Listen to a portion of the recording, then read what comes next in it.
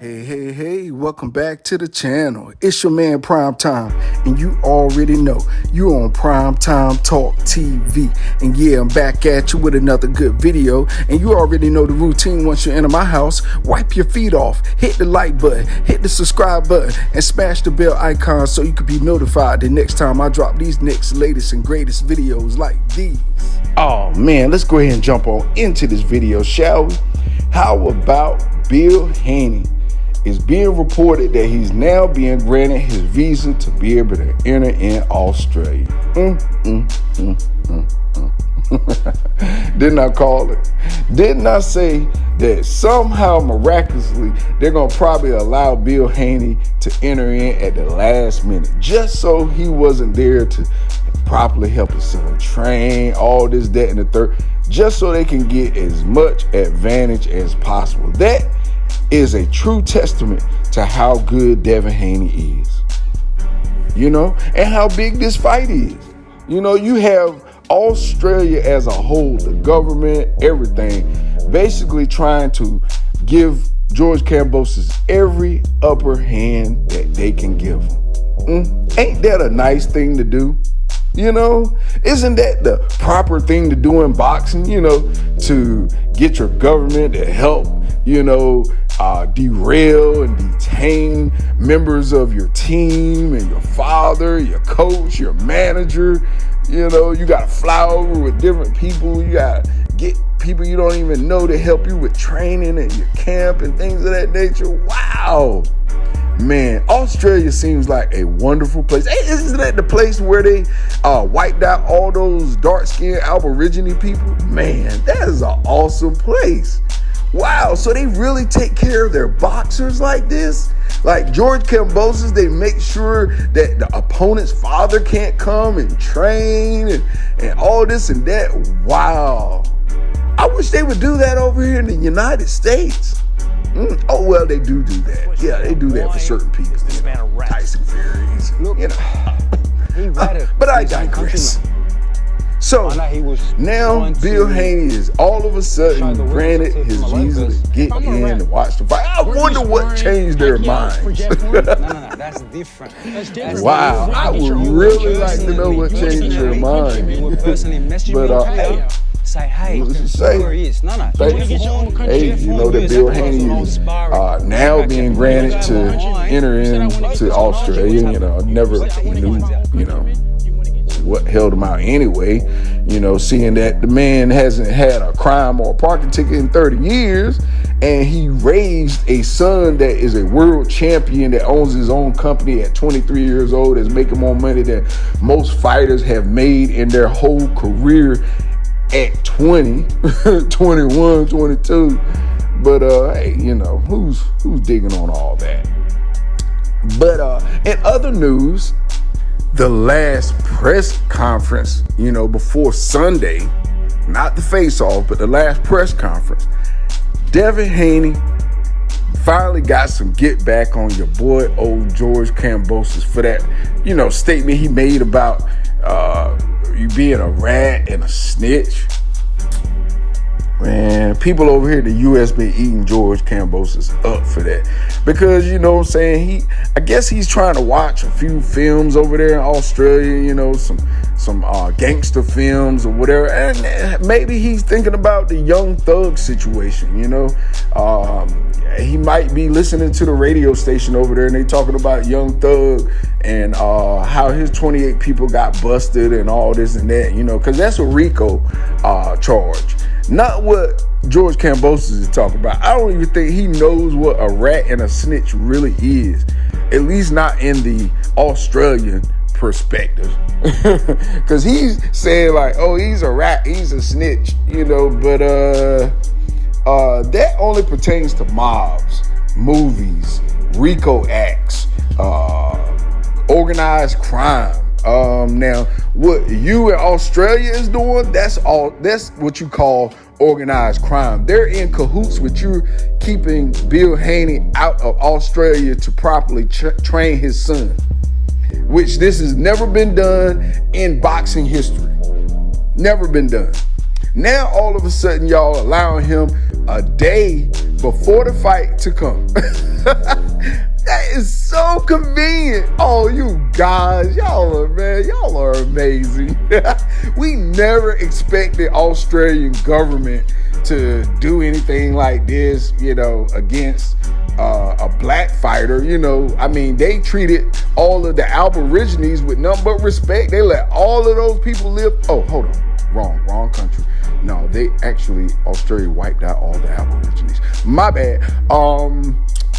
Okay, moving right along. I digress. Your boy Devin Haney, he responded with, hold up, didn't you train Manny Pacquiao to fight Jeff Horn? Ain't Jeff Horn your countryman? Oh, no. That's not the same. Oh, hold up. How is that not the same? You trained Emmanuel Pacquiao, a guy from the Philippines, to fight your countryman from Australia. Didn't you say Devin Haney was giving you information on Teofimo Lopez about his wife and yada, yada, yada? Well, that all sounds like gossip to me. That really won't gonna help you in the ring, was it? But you actually helped Emmanuel Pacquiao in the ring. And luckily, the Australian government is more of an Australian than you are, because Australia made sure that they gave Jeff Horn that win. Because Jeff Horn didn't really beat Pacquiao. You look at that fight a million times, a million ways, and on a million days, you'll see it the same way. Pacquiao won. He won that fight. Jeff Horn didn't beat him convincingly, but they knew if Jeff Horn would just throw some punches, we're going to give him this fight. Unlike what you did, Mr. Kambosos, you actually trained with Pacquiao to help him beat your countryman. You trained with him to help beat your country. Let me repeat that one more time. You trained your countryman's opponent to beat him, to beat your own countryman. Not like Devin Haney. Devin Haney just called you and gave you some gossip, gave you some one-ups to, maybe at the press conference you can throw some nice little jabs at him. Same jabs he was probably going to use at the press conference. But he didn't never get, because Teofimo Lopez chickened out, just like he chickened out against so many other opponents as well. It seems like you guys are cut from the same cloth. Y'all only fight people that are shorter and got disadvantages, things of that nature. That's the only reason why George Kambosos wanted to fight Lomachenko. Lomachenko has nothing to offer. Nothing but fan base. So you would choose fan base and money over a belt and money. Why is that? Because if a belt is in a cave with a lion in there and it's pitch black dark and you can't see how to get that belt, you'll leave that alone. You'll go on about your business. And that's what George Kambosos was actually doing with Devin Haney until George Kambosos figured out that Lomachenko wasn't gonna fight. Lomachenko said, man, I'm gonna go over here and watch this war. Look, I don't feel like messing with y'all, man. I got bigger things over here going on. And I know George Kambosos' whole head dropped. God, I gotta fight this black guy. So you know what? Australia said, man, we got your back, George. Don't you worry, man. Anything we can do, we're going to do it. If any holes in their plan, we're going to exploit it. If there's anything to keep the father out of the country, we're going to do it. And by golly, they did it. So, kudos to Australia, for showing us how it's done in boxing, how you get the upper hand and, we love to see this type of stuff in boxing. That's why Dana White from the UFC, he made a comment, which he was right about. He made a comment stating that, he was going to invest in boxing, but he was like, boxing is the most corrupt thing to even bother with. It's too much of a headache. And this is what he's talking about. You got promoters, you got governments, you got commissions, you got franchise fake belts. You got everybody with a belt that ain't beat nobody. These guys got belts. They walking around with belts, franchise belts. What is that about? How is George Kambosos a franchise champion, holding a WBC belt? But it's all because of the sanctioning fee. WBC, they want to give that hat and that shirt out so that they can charge them sanctioning fees and they keep that money rolling in. That's what it's about. That's what it's about. That's why it's all these, Canelo franchise champion. That's to protect these guys from mandatories. Basically saying, oh, well, if we put the franchise label on you, you don't have to actually worry about fighting the mandatories. We'll make those guys fight the mandatories. Look at how they did Charlo. Charlo, he got his mandatory ASAP. I don't even think he went to Disney World and enjoyed his belt yet. And he already got slapped with a mandatory.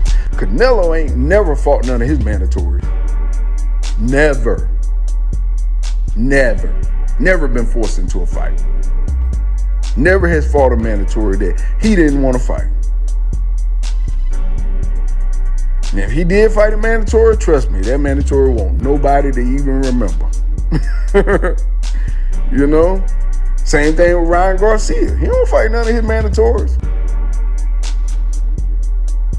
Tyson Fury, he another one. He don't fight none of his mandatories. Even though he fought,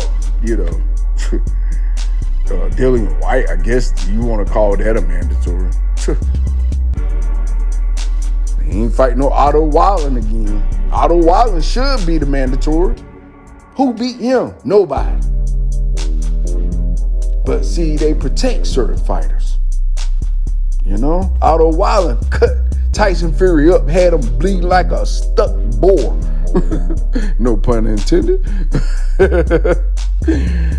But that don't want a rematch? Huh? He survived. He ain't beat Otto Wallen. He survived that fight. I would love to see that rematch, but you won't see it. I would love to see Tyson Fury fight Luis Ortiz, but you won't see it. See, fake champions fight people that they know they have the upper hand to. They choosing their fights. They're choosing their fighters. Not like Devin Haney risking it all going across Australia where he know he would not have any kind of help or advantage. And then they took away half, 90% of his team. Made his dad stay in the U.S., couldn't even come over to Australia to train with him. That's what you have going on against black fighters. And that's why I had to do this channel. Because it's sickening, it's tiring. And then you look at old media, they just report what they want to report. All the truth, all the details, all the evidence, all the actual facts never get talked about, ever. Unless the Mexican, the black audience push it. We're the majority in boxing, and that's a fact. That's a fact. That's why when you go on the black pages, you see mostly white people hating on our page, making racist slurs, That's why. And that's why I had to do this channel, because, every time I go on a different channel, I'm seeing all of these haters from everywhere coming out of the woodworks. And I'm like, dang, black fighters hated like that in the U.S.? Especially when they started hating on Wilder. I'm like, dang, he a U.S. Olympian. But you have European descent over here that hate black people so much, they would cheer for anybody in another country as long as their skin looks like this. And that's ignorance to the highest power.